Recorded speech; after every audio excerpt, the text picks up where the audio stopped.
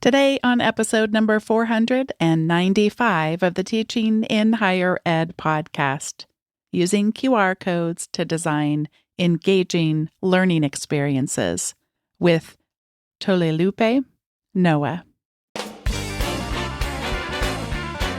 Welcome to this episode of Teaching in Higher Ed. I'm Bonnie Stahoviak, and this is the space where we explore the art and science of being more effective at facilitating learning. We also share ways to improve our productivity approaches so we can have more peace in our lives and be even more present for our students.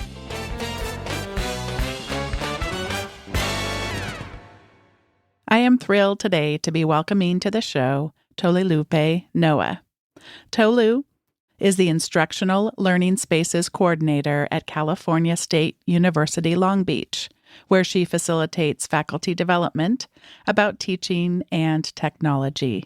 Previously, Tolu was a senior professional learning specialist at Apple, helping educators nationwide explore how they could use iPads and MacBooks to enhance teaching and learning.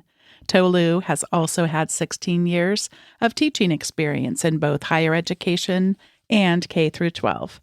She was an associate professor in the undergraduate teacher education program at Azusa Pacific University, where she was honored to receive the university-wide Teaching Excellence Faculty Award in 2019.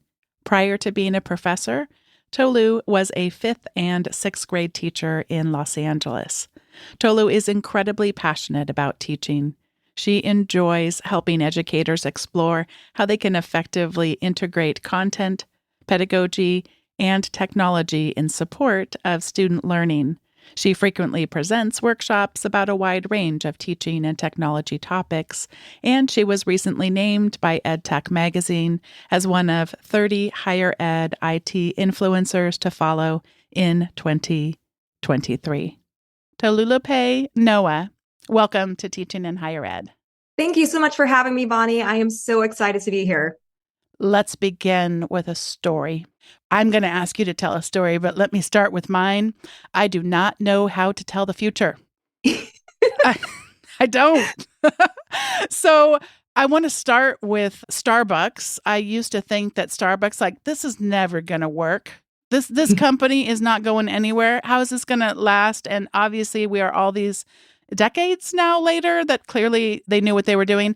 I feel the same way about QR codes. When I first saw QR codes, I was like, okay, this is cool, but these are never gonna last. And I was also quite clearly wrong about that too. So I'm now going to invite you to tell your story of your interest in QR codes. And are you also bad at telling the future?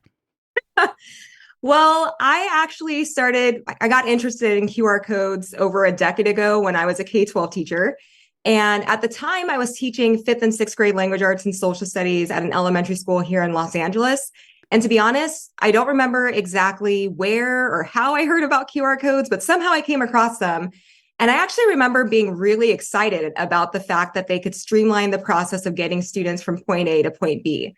So, instead of having to take the time to write out a really long URL on the board or having students take the time to write down each character on their device, which we know can be challenging in and of itself, because if you don't get everything correct, you don't end up in the right spot.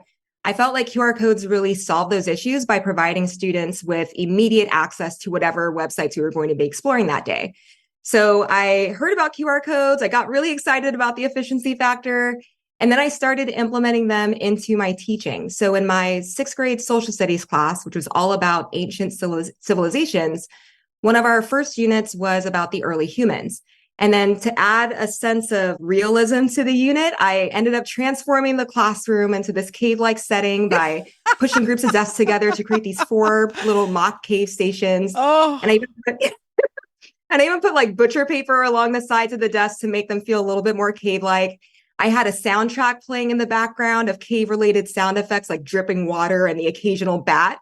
And I called the activity Q are the early hominids. Who are the early hominids? Because I'm a dork. Oh, you are. You're so wonderfully a dork.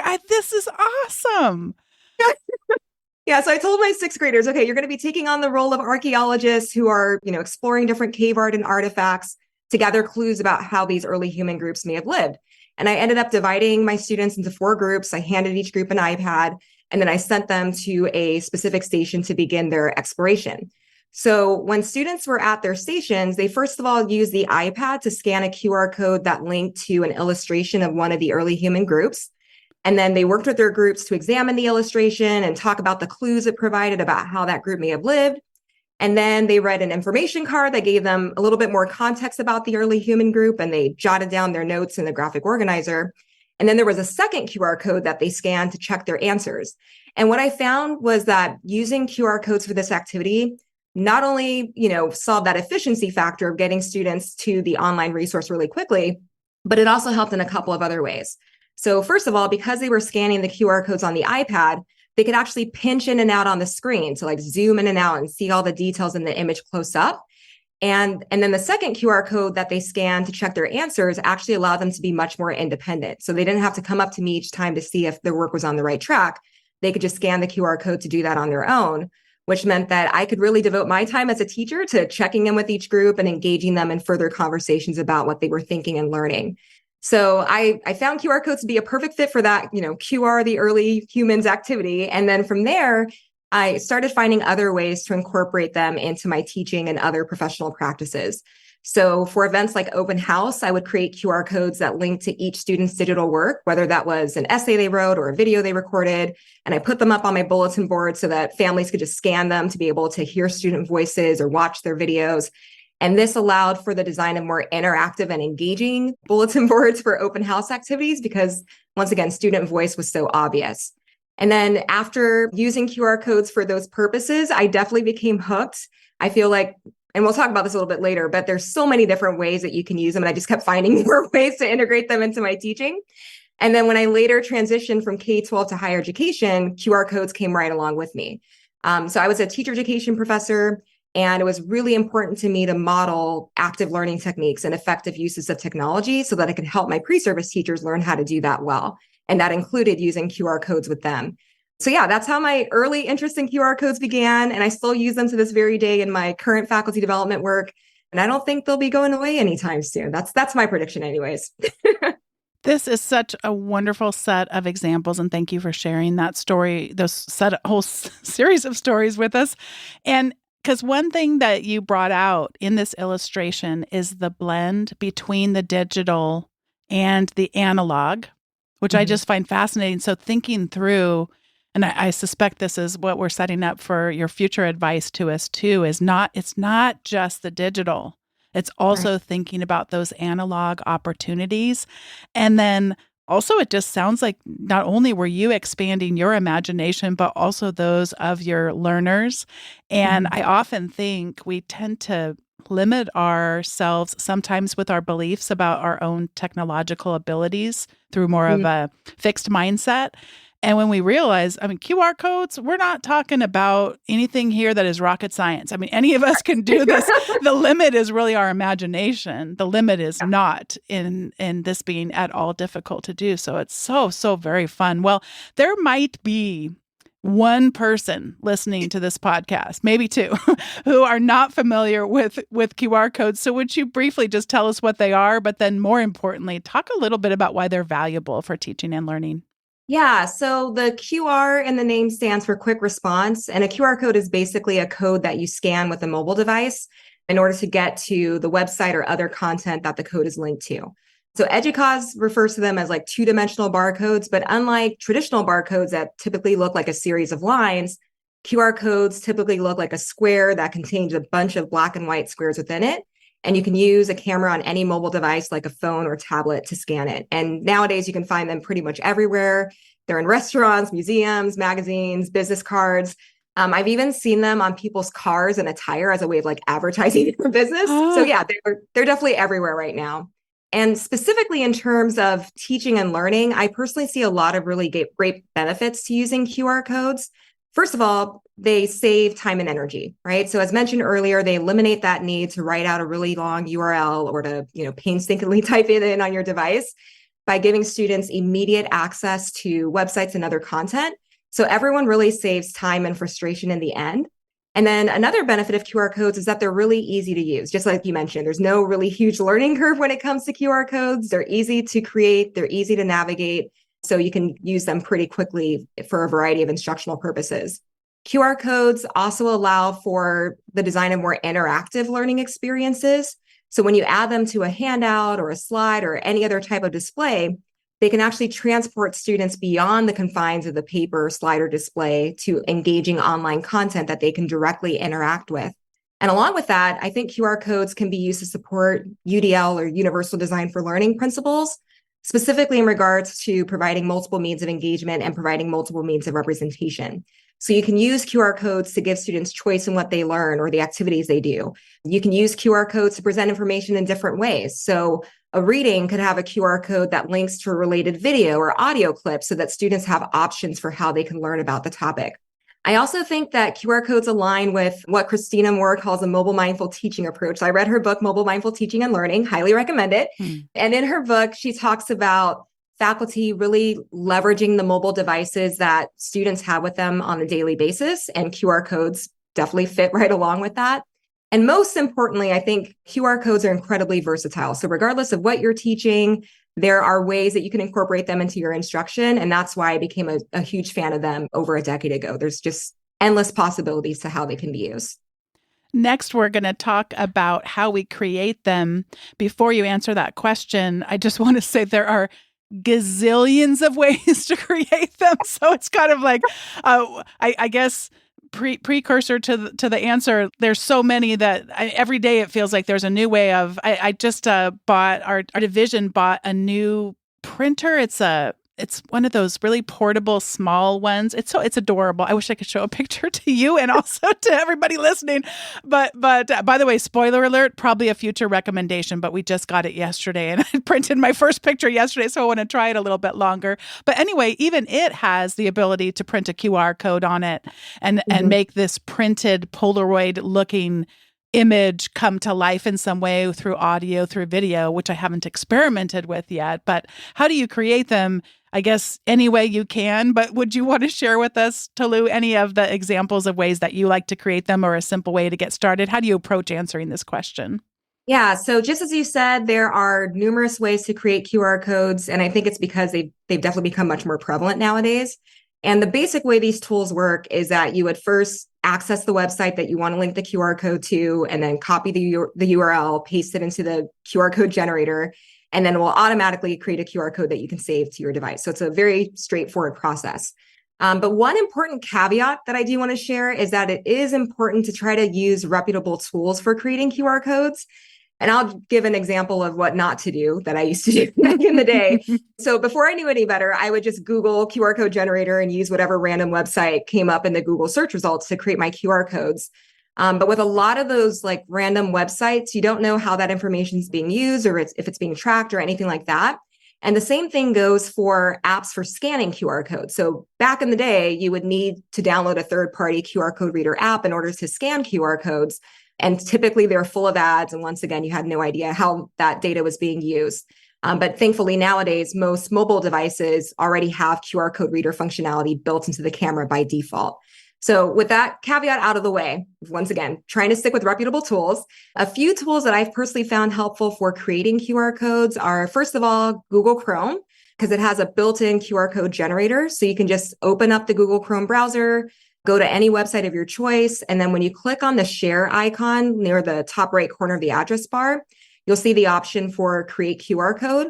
And when you click on that, it will automatically make a QR code that you can either copy or download to your device. Another option for creating QR codes is the Shortcuts app. And Shortcuts is a built-in app on all Apple devices. So if you have an iPad or an iPhone or a MacBook, the Shortcuts app is there. And it has tons of really helpful automations, one of which is an automation for creating QR codes. So you would just add the QR code automation to your Shortcuts gallery. And then anytime you want to make a QR code, you tap on that tile and then you follow the prompts to make a code. And this is actually my preferred method for creating QR codes because they don't have any sort of branding on them, like the little dinosaur icon that you'll have for the Google Chrome codes. And there are no limits on how many QR codes you can make because once again, it's a built-in feature of your Apple device. And then another benefit of shortcuts is that it allows you to make QR codes that link to different types of content besides just websites. So you can make QR codes that send an email that's pre-populated with your email address, or QR codes that add events to people's calendars, or QR codes that make it easier for people to join your wireless network. So there are a lot of really great bonus options and shortcuts. And once again, that's one of my preferred tools for making QR codes. And then some other options out there. Adobe Express has a free QR code generator. And theirs is unique because you can customize the look of the QR code further. So you can decide whether you want to use the standard square pattern or a dotted pattern. It also allows you to change the color of the QR code. Bitly, which is a common link shortening website, also has a QR code generator within it. But with that, you would have to be mindful of limitations due to the level of your plan. I think the free plan right now, you can do 10 QR codes per month, and it will have the branding if it's a free plan. And then just as you mentioned previously, a lot of EdTech tools nowadays have QR codes built in as a sharing option. So if you create a poll in Mentimeter or record a video in Flip or make a board in Padlet, when you go to the share menu, you'll see the option for getting a QR code that you can use to share that resource with others. So those are a few tools, like we both said, both lots of options out there. And it's really down to the listener to figure out what's going to work best for them.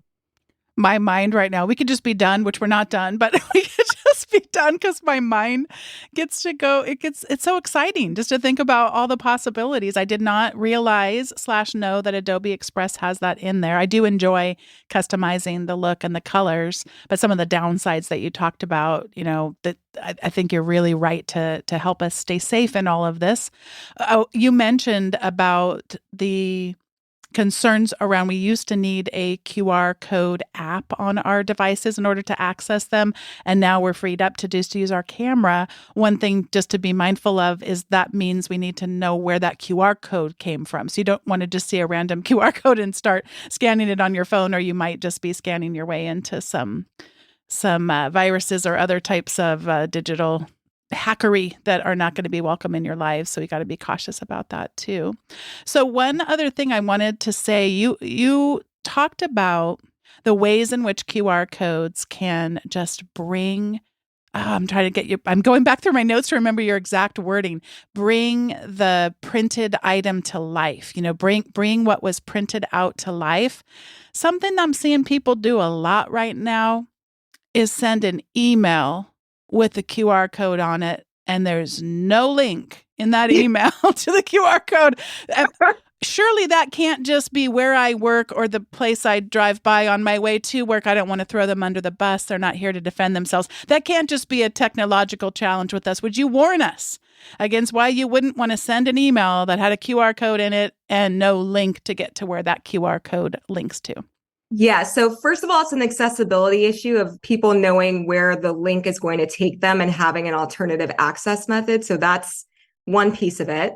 And then the other piece is that it can be a little bit more challenging to access that code. And I'm going to share this in my recommendation, so I don't want to give it away quite yet. Okay. But if you're viewing a QR code on your phone, it can make it difficult to access the content, but there is a workaround. So I'm going to. Oh, not for now. My Yes. gosh, you're making me want to skip to recommendations worse than I ever have. And I know I still have some good questions to keep asking you. Oh, exciting. I love it. All right. So people are hopefully going to hang on to all the way through to that recommendations this time if they never did before. All right. So there are so many ideas. It's just limited by our imagination. Would you share some of your favorites for how we can incorporate QR codes into our teaching? Yeah. So as I mentioned, that versatility piece is really exciting when it comes to QR codes. And you can make QR codes that link to so many different types of instructional content, things like course-related photos or maps or infographics, audio clips, videos, readings, the list goes on and on. And you can also use QR codes in many different spaces. So you can put them on your handouts, flyers, and other documents. You can include them on your slides, print them out and tape them to objects or the walls. And you can even use them outdoors as a way to take learning beyond the four walls of the classroom. So I'll share a few specific ways that I use them when I was a professor, and then I'll also share a resource that people can check out if they would like to learn additional ideas. So one way that I use QR codes was for gallery walk activities. So when I taught diversity in the classroom, we did a gallery walk about microaggressions, and I taped up 7 folders around the room. each of which contained a QR code that linked to a video about a specific microaggression, like your English is so good, or how'd you get into that school? And students walked around the room, scanning the QR codes, watching the videos, and recording their thoughts, feelings, and reactions on the graphic organizer.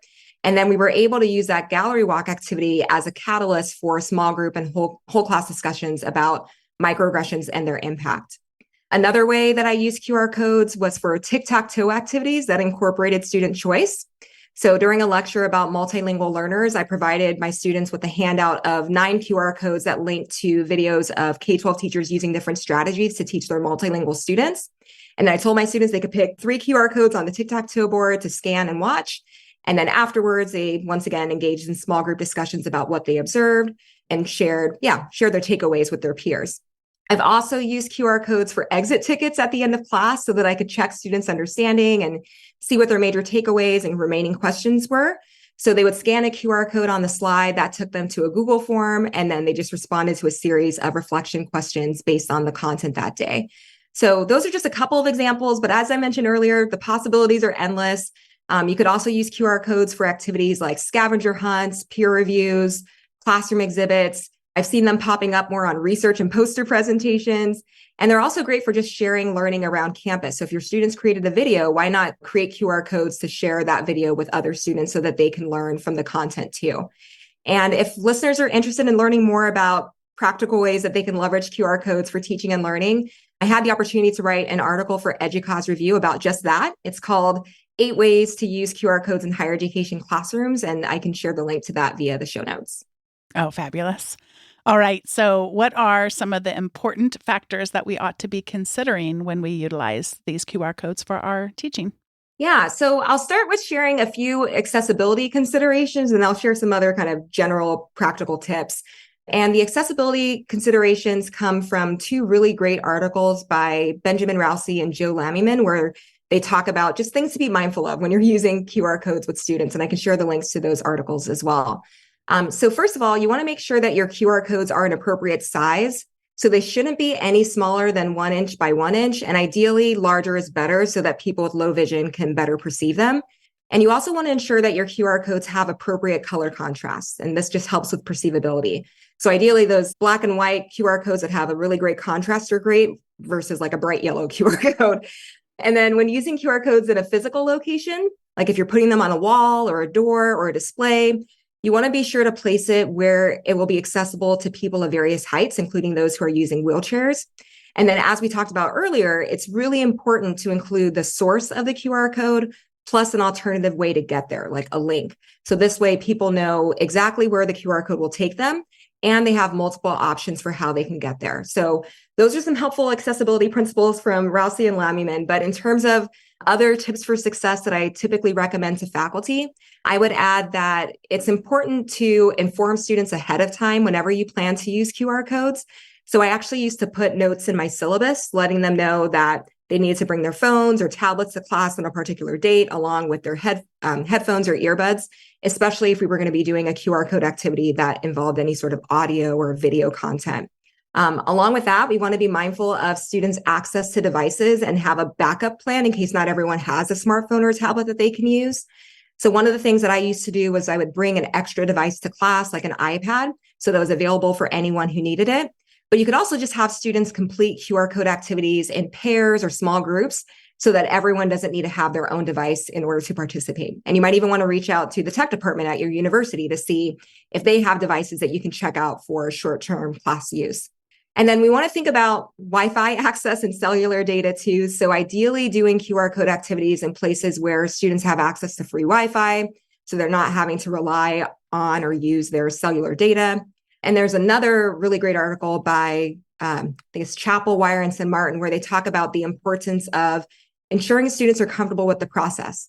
Because sometimes we assume that students know how to do tech-based things simply because the technology is so prevalent, and that may not necessarily be the case.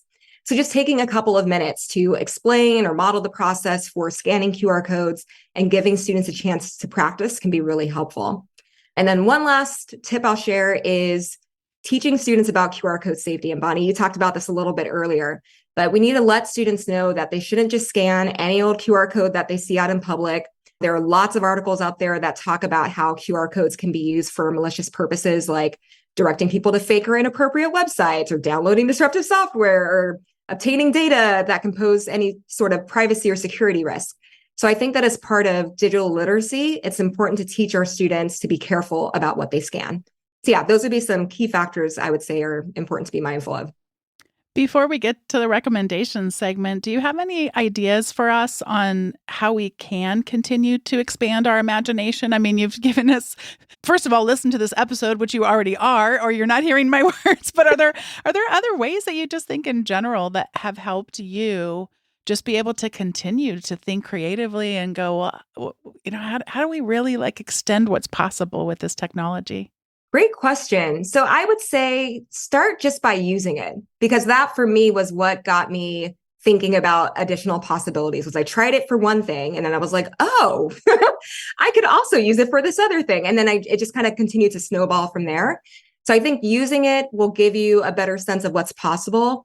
And then along with that, I'm a big believer in leveraging the creative expertise of your professional learning network. So, if you're connected to others on Twitter or Blue Sky or Mastodon or LinkedIn, and you're seeing other people use QR codes in creative ways, or you yourself have used QR codes in creative ways, share those, because seeing ideas that other people have posted can always spark new ideas for what's possible too. Boy, so much of it does come back to that. You were sharing that example, and it was reminding me a little bit of the transformative nature of artificial intelligence these past few years, and my friend Mahat Bali saying, wait a minute, you haven't used ChatGPT yet? I need you to get in there and set up an account and start experimenting. Yes. and you and I are talking in early November, but we're getting ready to hold a holiday open house in our division, and we had ChatGPT write the first version of 'Twas the Night Before Christmas, but it was 'Twas the Night Before Finals and all through the campus. Nice.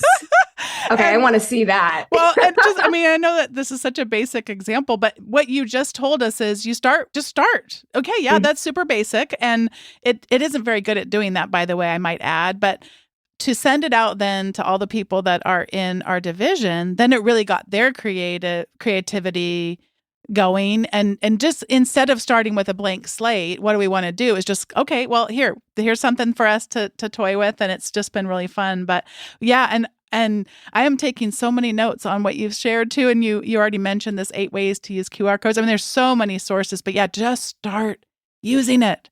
Start using it. Oh, how fun. Well, this is the time in the show where we each get to share our recommendations. And my first recommendation is another article that you have written, Designing Virtual Ed Tech Faculty Development Workshops That Stick. I loved this piece by you, and it's a broader look than just QR codes, but the same imagination that you've shown us and your creativity and passion for these things. And I would even say playfulness with these things, which is so tied to creativity. Another really great article that I hope people will go and check out. And then also, I don't remember whether it was your 8 ways to use QR codes or designing virtual ed tech faculty development workshops or something else I came across. You recommended a Project Zero's Thinking Routines toolbox. Yes. And yeah, we talked about it before on the show, but it's been years. And so you helped me resurface that. Would you talk a little bit about what people might, maybe how you've used it, or maybe how people might think about using Project Zero's Thinking Routines toolbox? Oh my goodness, I could talk about this all day. Okay, so I'll just give a brief overview of what it is. So Project Zero was created by the Harvard Graduate School of Education, and it's an initiative focused on making thinking visible. So making it visible to students, but also making it visible to you as a teacher, because when we know what students are thinking, then we can actually help them build their understanding. And the Project Zero Toolbox is a collection of different thinking routines that you can incorporate into your teaching. So there are thinking routines like I used to think, now I think, that you could use at the end of a lecture to help students reflect on their initial understanding of a concept and how that shifted over time. There's also routines like headlines, which can help students kind of synthesize what they've learned about the content down to 5 to 7 words. So I highly recommend checking out that website. I use thinking routines on a regular basis. Well, I use it on a regular basis when I was a professor and still use it in my faculty development work as a way of structuring thinking exercises and active learning strategies. And what's great is, once again, the website has all the details and they can be applied to pretty much any context. So, yeah, I could talk about that forever. I'm so glad that I thought to pull it back up and remind people of it. And I do want to say that I recommended first the Designing Virtual EdTech Faculty Development Workshops that stick. But why I liked that article so much is people listening, for the most part, aren't in the profession of faculty development. You just write it so much that you could use it in any teaching or learning context. That's what I really love about your work. You help us. You give us really specific examples, but you also keep it broad enough that we can make it fit for our context. So I love that about you and about what you do. And I can't wait to hear, what do you want to recommend for us today? Well, thank you so much, Bonnie, for those recommendations. That I'm so honored. Just sitting here like, what? So I have two recommendations, and they're both QR code related. So my first recommendation is to check out an app called NaviLens. So NaviLens is a company that has created unique QR codes that are accessible to blind and low vision users. And the NaviLens codes can basically be scanned from a much further distance than a typical QR code. And they also don't require users to point their mobile device directly at it in order to detect it. So basically, a user can open up the NaviLens app, move their device around the area, and the app will automatically detect where the NaviLens code is. And not only that, it reads aloud the distance of the NaviLens code, and it also reads aloud any information that's linked to the code.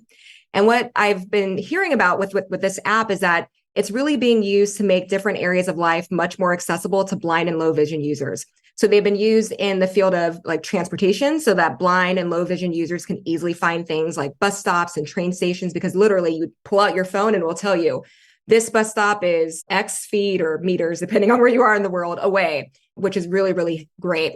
And some companies are also starting to use NaviLens codes on their product packaging, so that when people who are blind or low vision are shopping, they actually know exactly what's on the shelf and how far away it is.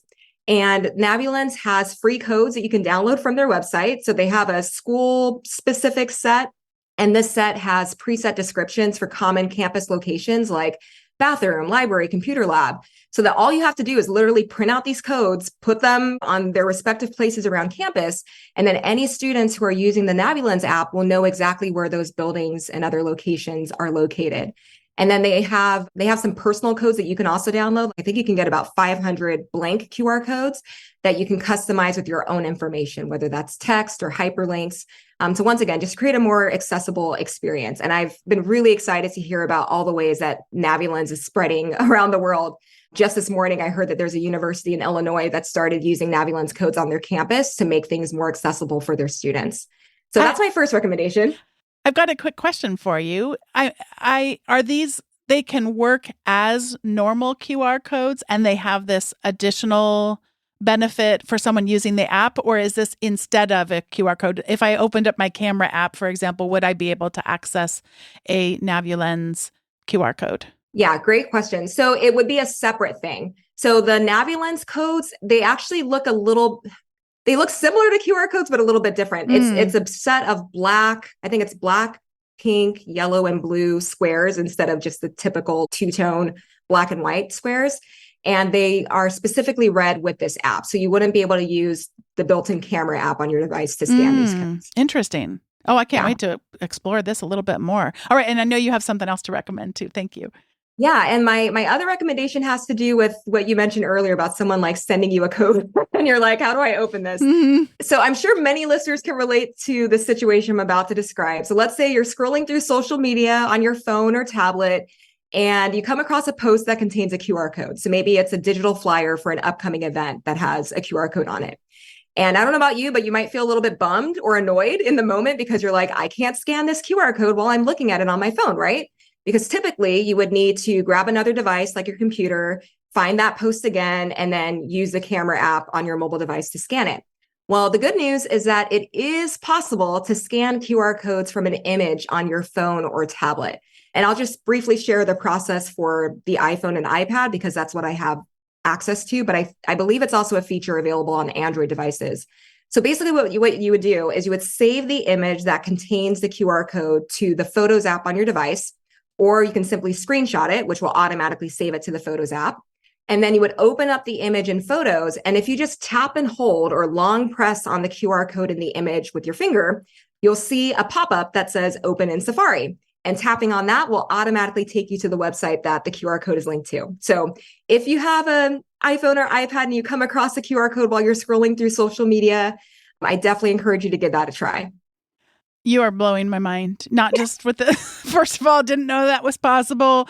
You really, because a number of times that has happened, let's just say many. And I want to go check out the NaviLens. Sounds amazing. And I want to go back and reread all the articles of yours that I've already read, because you have so many great practical ideas, but that are also unexpected. I mean, you're really igniting our creativity here, and I so appreciate it. And I'm so glad that you responded to my invitation to come on the show, and we actually work and live somewhat close to each other. How fun that we're geographically similar and know some of the same people and institutions and all that. So what a pleasure to be connected with you, Tolu. I'm so glad for today's conversation and hope it's just the first of many. Thank you so much for having me, Bonnie. It's been a blast. What a joy it was to speak with Tolu Noah for today's episode. Today's episode was produced by me, Bonnie Stachowiak. It was edited by the ever-talented Andrew Kroger. Podcast production support was provided by the amazing Sierra Priest. If you've been listening for a while and you've yet to subscribe to the Teaching in Higher Ed weekly update, it is time. Head over to teachinginhighered.com/subscribe. You'll receive the most recent episode's show notes. And I gotta tell you, this week's with Tolu, she brought it for us with lots of resources. So head on over there and get those most recent show notes in your inbox, along with other resources that don't show up in the regular show notes. Thanks so much for listening, and I'll see you next time on Teaching in Higher Ed.